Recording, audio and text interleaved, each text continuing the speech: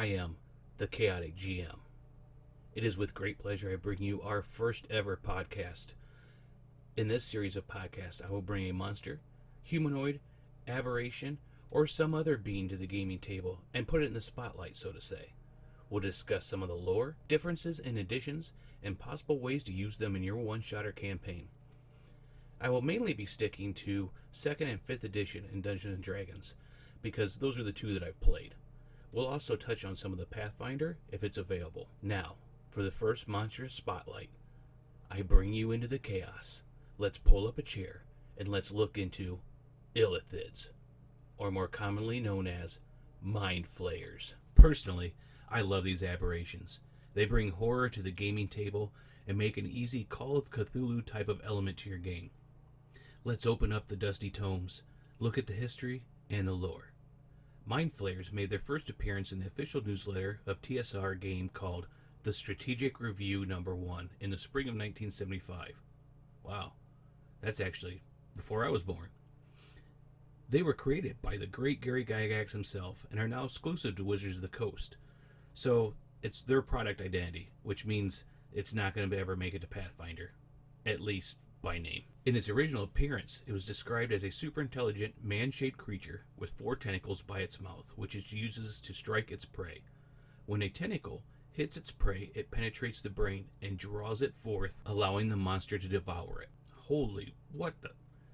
can you imagine first time ever playing this game, or first time ever coming up against this monster and laughing about the octopus face, and then it turns, grabs your buddy, and sucks his brain out? I mean, just wow. Okay, let's jump to 2nd edition. In Dungeons & Dragons 2nd edition, the Mind Flayer is said to be 6 foot tall, with hideous, pale purple skin that glistens with slime. The head resembles that of an octopus with completely white eyes with no pupils. Okay, a slip into my chaos notes here. I always picture them with black eyes and a purple astro-looking mist swirling inside. Just my little change to them, but, change it for your world. Okay, back on track. Next, to the lamprey-like many-toothed mouths are 4 tentacles. Its hands have 3 reddish fingers and a thumb. 2nd edition Monstrous Manual states that these warm-blooded amphibians live to be 125 years old. They start their life as tadpoles. What? Really? One of the universe's most feared monsters starts off as a little tadpole? Alright, whatever. They stay that way for 10 years in the Elder Brain Pool? Oh. The Elder Brain Pool sits in the center of a city and is a briny fluid that has all the brains of the dead illithids from the city. Huh. The pool is sentient. Whoa. So, the brains... let's just keep reading. The pool is sentient and connects telepathically to every Mind Flayer within 5 miles of it. If the tadpoles live to reach adulthood, which most don't, after feeding on the brains brought to them by the Mind Flayer adults, they emerge from the pool to join the community. They live in underground cities because they hate sunlight, consisting of 200 to 2,000 Mind Flayers in each city. They can produce 2 tadpoles in their life. That's a good way of population control there written in, so they just don't take over everything. The ichor from these horrific nightmares is an essential component in ESP potions and other things. 5th edition calls them the scourge of sentient creatures across countless worlds. Psionic tyrants, slavers, and interdimensional voyagers, they are insidious masterminds that harvest entire races for their own twisted ends. 4 tentacles snake from their octopus-like heads, flexing in hungry anticipation when sentient creatures come near. Their great empires fell, though, and now they reside in the Underdark. Whoa, wait a second. Does everything that's scary and nasty and like a nightmare live in the Underdark? Maybe, someday, we'll find some nice, fluffy, cuddly creature in further explorations into the Underdark. Doubtful, but you never know. They reside there and feed upon brains to survive. When well fed, they secrete a thin glaze of mucus that coats its mauve skin. Same color as before, just it's mauve. When they harvest a brain, sometimes they don't eat it and use it in experiments, sometimes turning them into intellect devours. Ooh, intellect devours. Future episode. The 5th edition Monster Manual goes into more detail about the written language and some of the same about community as the second edition. Unfortunately, there is no Pathfinder for this, as I said before, at least by name. Alright, let's take a look at the attacks. Let's start out with its main and favorite attack, Mind Blast. Both manuals agree it's a 60-foot cone projected out from the caster, but the second edition states it starts at 5 foot wide at its source and is 20 foot wide at its end. Damage-wise, second edition says there's no damage, but if they fail their saving throw, they are stunned and unable to act for 3d4 rounds. Fifth edition does 4d8 plus 4 psychic damage, and they are stunned for 1 minute if they fail their saving throw. In second edition, they don't state the amount of times it can be used, so every round if need be, I guess. Fifth edition says it has a recharge of 5 to 6. Seems fair, since in 5th edition it does deal a good amount of damage. If they are stunned, the fun begins. In 2nd edition, they may try to grab 1 or 2 victims and flee with them, or the Mind Flayer may attack them with its tentacles right there. If used as an attack against a non-stunned target, it has to attach each tentacle before dining. If you are stunned, it feasts on you automatically if it wants to. Death ensues. In 5th edition, it is called Extract Brain.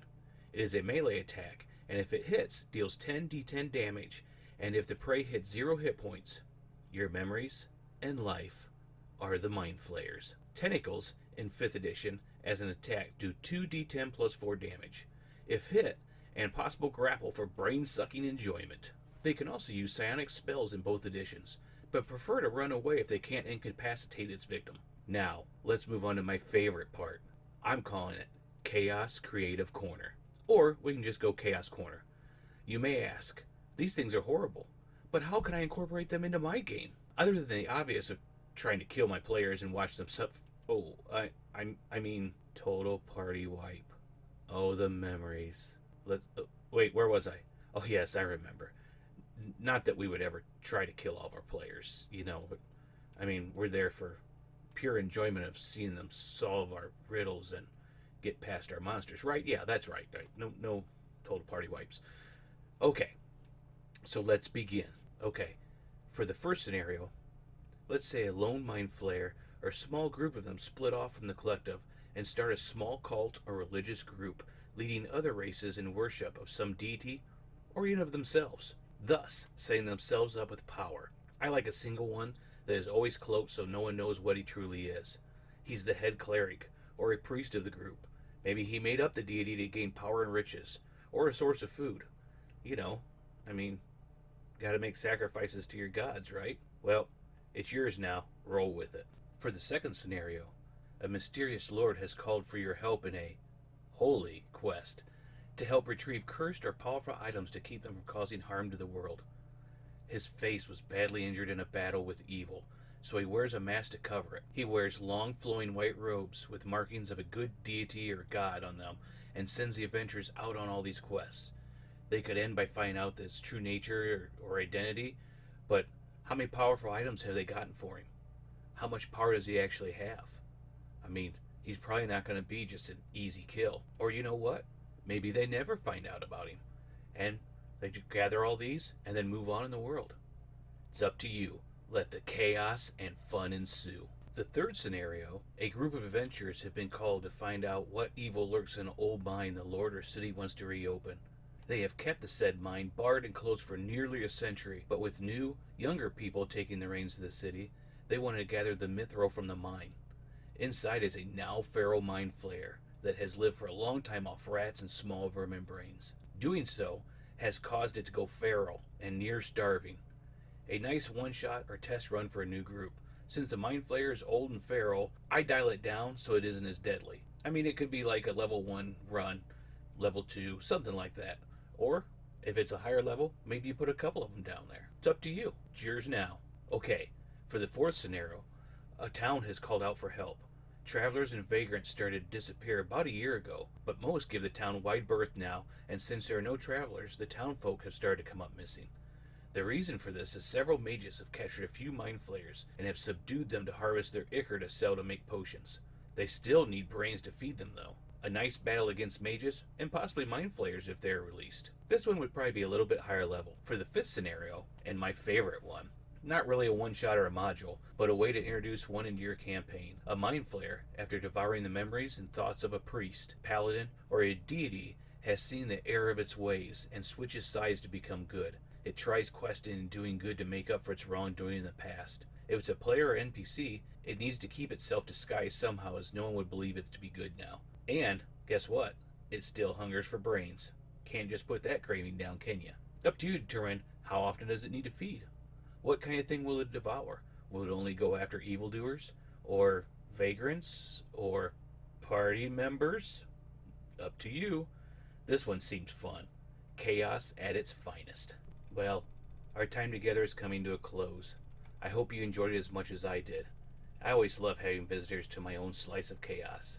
Please, join me next time where we will delve into the dusty tomes, legend, and lore to bring you new ideas and items to your game. If you did enjoy this, please like, subscribe, maybe even give me a review. Thanks, and remember, if you're truly chaotic, your players never know what you'll throw at them next.